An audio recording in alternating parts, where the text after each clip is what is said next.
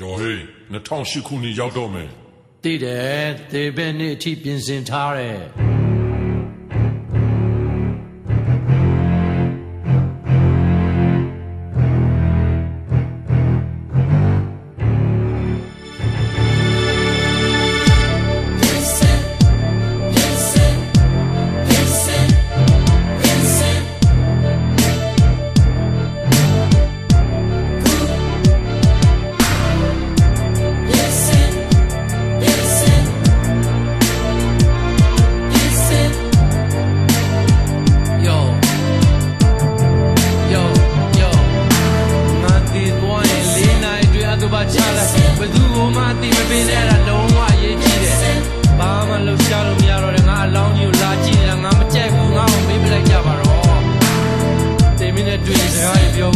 ရှိတဲ့လူဘဝမှာဘာတွေလုပ်ခဲ့လဲဆိုတော့ဒီဘေးသိအောင်ပြောရမယ်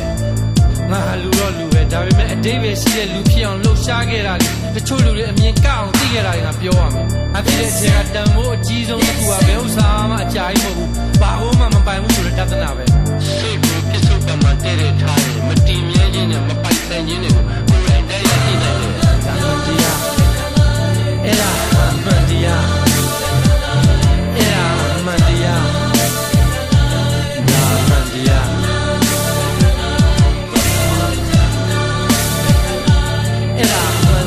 လက်ခံလိုက်အဲ့ဒါမှန်တရားလက်ခံလိုက်အဲ့ဒါမှန်တရားလက်ခံလိုက်ဒုက္ခတွေနဲ့ပြဿနာတက်နေတဲ့လူတွေငါမသိရင်ကူကြီးတွေပေးခဲ့မယ်မိကိုတွေ့ရင်တစီလောင်းကြောဖြတ်ခဲ့မုန်တိုင်းတိုင်းရင်ဘတ်ကိုဖွင့်စွတ်တိုးဝင်ချူတွေတွေ့ရင်ငါနှလုံးသားကိုလမ်းကင်းပေးမယ်လက်ပြန်ဆိုတာမရောက်သေးဘူးကြောက်မနေနဲ့ကြောက်ဘူးဒီမင်းကိုလုံးဝ view ဆိုင်ကြမလို့